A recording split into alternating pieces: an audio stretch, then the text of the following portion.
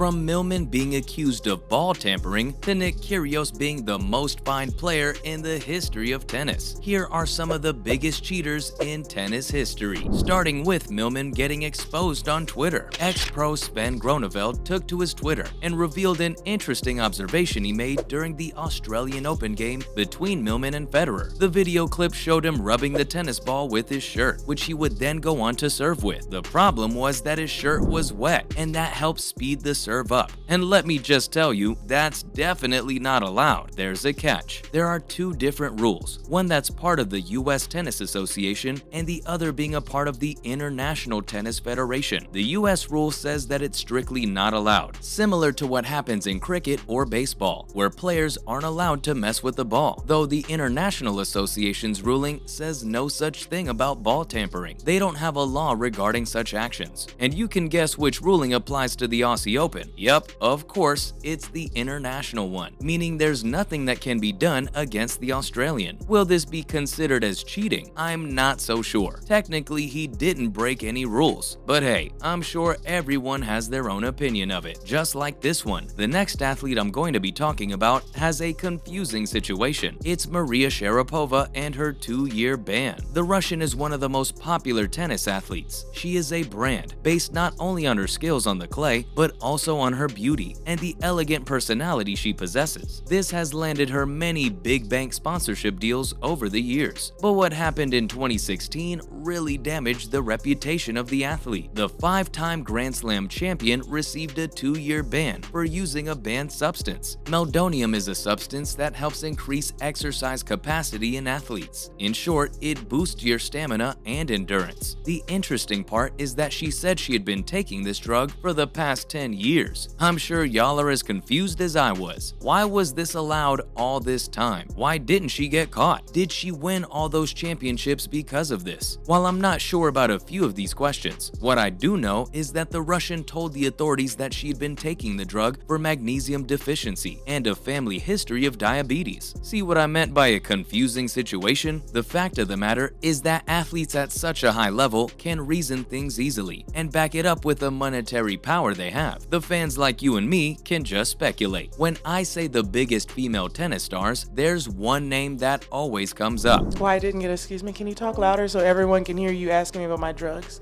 Serena Williams. Are you wondering if Serena ever cheated? Well, it's a yes and a no. While she didn't cheat per se, she was fined for several outbursts over the years. That comes under problematic behavior when it comes to provoking your opponent. That's exactly what she did, and that too twice. The first time it happened was in 2009, where she received a fine of $10,000 and a 2-year probation for misconduct. That was a US Open semifinal. And to continue the ritual, the next time she did it in a US Open final. I mean, that's ridiculous. This time in 2011, she was given a code of violation for shouting, "Come on," during her opponent's serve. Now, I've seen a good amount of tennis, and I'm sure everyone can agree to how quiet the arena is throughout the time the game is being played. That surely was an attempt to provoke her opponent. She went on to misbehave with the lineswoman and got a fine of $2,000 this time. I'm wondering if it's actually that hard to control your temper, or is it a strategy to make the other player nervous? The fact is that these people are champions for a reason, but they do end up making questionable decisions now and then. While we're on the topic of fines, let me tell you about the most fined player in tennis history. It's none other than Nick Kyrgios.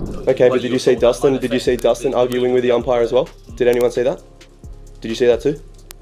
I'm asking you. No, but did you say Dustin arguing with him too? Or just me? Yes. Okay? Yes. The Australian has had $544,000 in fines throughout his career. Can you believe that? Most people can only dream of making that much in years, and this guy paid all of that in fines. I'm out of words. Anyways, he's always had a love-hate relationship with the public, and one of the times where he got out of control was the 2022 Wimbledon final against Novak Djokovic. Let's just say he got pissed off by a woman who was constantly interfering play. While many fans were already already critical of him being in the final because it was due to Nadal withdrawing himself to the semis due to a torn muscle. There was one front row fan who maybe had a lot to drink. The woman kept heckling throughout the first 2 sets, and that frustrated Nick. He went on to complain to the chair umpire twice, pointing to the woman saying, "The one that looks like she's had 700 drinks, bro." Funnily enough, this went on to become a viral meme. You just don't know what gets famous these days. Anyways, Nick's reputation didn't really help him. He ended up getting fined $3,900 for swearing in this chaos, and then also lost the final. Was it really his fault? I think it was his past actions that didn't help him that day. I've talked enough about fines and misconduct. There have been instances in tennis where it's difficult to explain what happened. One such instance is Gabriella Taylor. The British player was 18 years old when the incident took place. She had to pull out of her Wimbledon quarterfinal because she felt unwell. Taylor got diagnosed with leptospirosis after spending 4 days in ICU. Isn't that terrible? The question really is, how did she get the bacterial disease? Considering the fact that it's pretty rare in the UK. What's interesting is that her mother had an intuition. She told the Telegraph that she thinks someone might have contaminated her drink as her bags were often left unattended. While this may sound absurd to many of you, there's a chance that it's true. Maybe someone actually did mess with her drinks because they didn't want her to win. It's confusing, but the possibilities surely can't be ruled out. I mentioned athletes with temporary probations and bans, but the next one is unique. It's Daniel Kollerer, receiving a lifetime ban for match fixing. Danny has a history of issues with the ITF. He turned pro in 2002 and was suspended for misbehaving on the court in 2004 and 2006, where he got a 6-month ban for the latter. Goes to show how much of a professional he was. Danny was found guilty of 3 violations, including match fixing, and all 3 occurred between October 2009 and July 2010. He tried denying the charges after being fined $100,000 for them. His history went against him as he agreed to facilitate betting after his personal website had links to placing bets, for which he also suffered a 2-year probation. I can say for sure that he isn't completely clean. A man with a history of betting must have been involved somehow. After all, old habits do die hard. I wonder if it's the money they're making that blinds them, or they just don't have the passion for the sport. I would never risk my career for such a thing. Those were the biggest cheaters in tennis history. Thanks for watching, and I'll see you next time.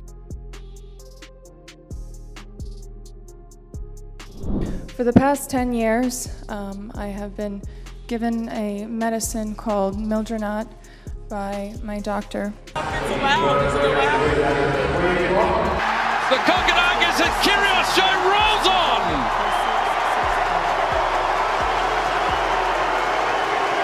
I know that I'm definitely in a different mindset. I don't know what's happened.